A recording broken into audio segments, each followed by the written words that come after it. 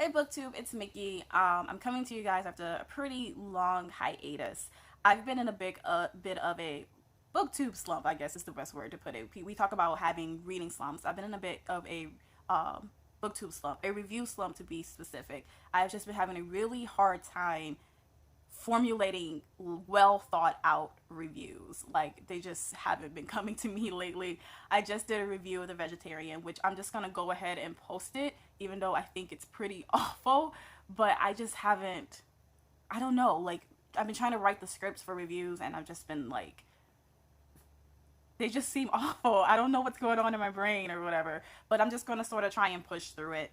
Um, but I decided something that I wanted to do is something that would be a little bit less pressure than a review, but would still allow me to like generate content for this channel and also allow you guys to kind of know like what I'm reading and help me to sort of stay in touch with you guys, know what you guys are reading. And so I stole this idea from Book Riot. Book Riot has this thing called Inbox Outbox, which they talk about, and in that they talk about the books that they just read, the books that they just bought, and the books that they are going to be reading next. So I'm gonna steal that idea and do that here for my channel and try and do it maybe every 2 weeks or so that I can regularly keep up with it. I don't have to, they're not reviews, so they're not like as much pressure, but they'll still sort of allow me to kind of provide my thoughts on some books that I've been reading and kind of let you guys know what I've been up to. So the book that I recently finished is The Vegetarian by Han Kang, which again, I did a review for it.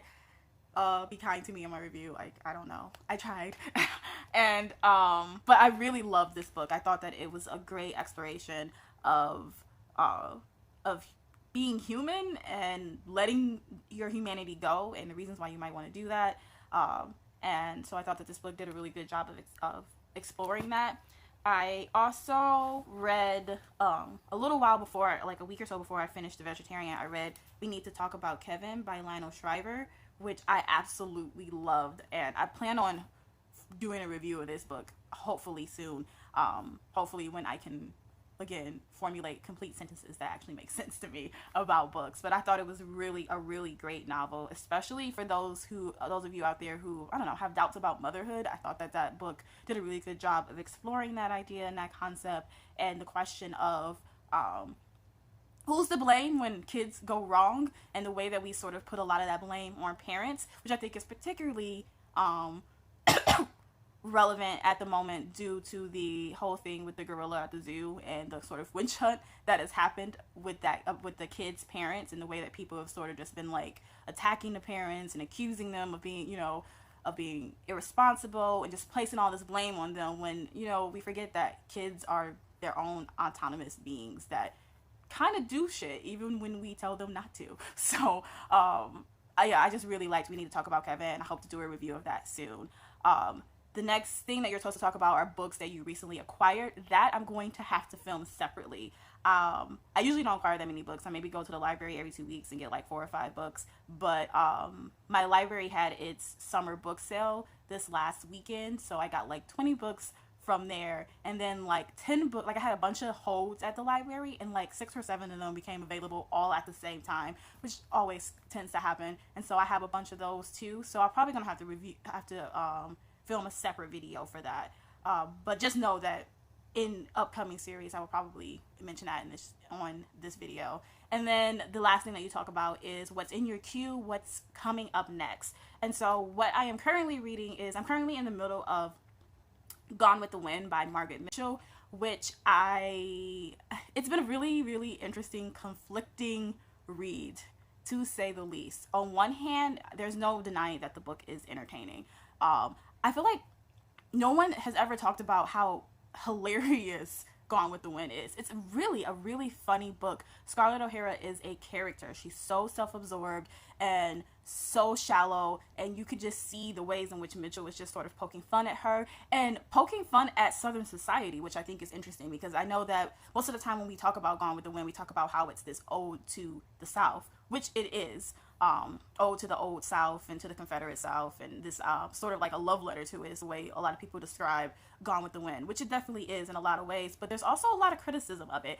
I think the issue, of course, is that the majority of the criticism seems to be against things like the materialism or the traditionalism of this society, and the criticism isn't against the barbaric practice of buying and owning human beings, which I think is should be criticized, and this book does not touch that. I get very irritated by the trope of the what do you call it, the happy slave. We have a lot of happy slaves in Gone with the Wind, slaves that are happy to be slaves, and they're loyal to their masters, and they, you know, they're part of their masters' families. And I have to like I either am just super annoyed or super angry, like angered by these scenes. And there's a lot of them too. That's something that I didn't expect when I was reading this book, that the slave characters would fit so prominently into it. I mean, I've seen the movie, and so I know that Mammy is a big character in there, and Prissy, but like in almost every chapter there's a slave character that is sort of focused on for a brief moment, and I thought that was,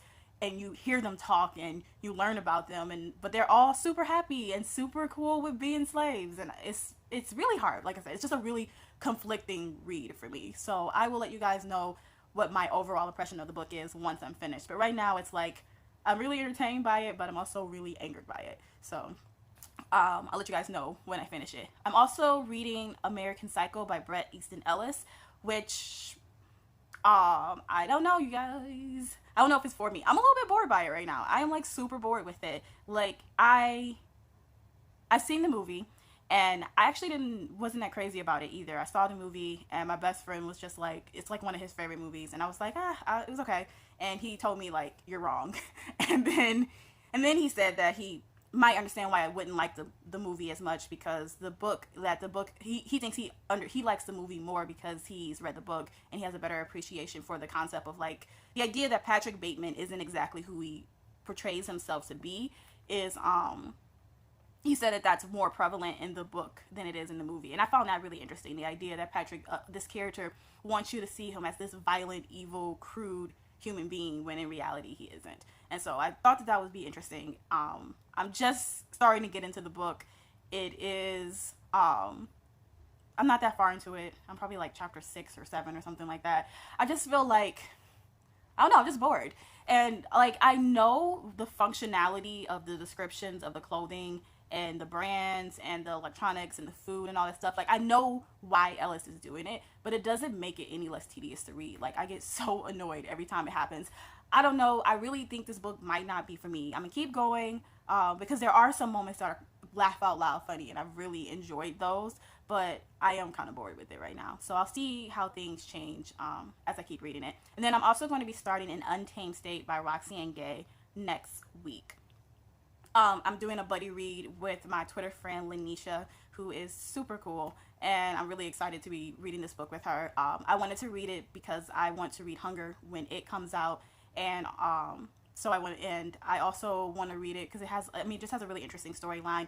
I've heard that the character in Untamed State is an unlikable character, so I'm super interested in that. And she is assaulted or violent or kidnapped or something of that sort, and this sort of like violence is like visited upon her body, and this sort of explanation of seeing this sort of not likable character endure this thing, like those are the sort of things that I've heard about Untamed State. So I'm excited to read it. When I read Bad Feminist, the things that interested me the most in that collection of essays were when she told stories. I wasn't that much interested in her criticism as much. So I'm super interested to read Untamed State and read a book that's just all Roxane Gay telling a story.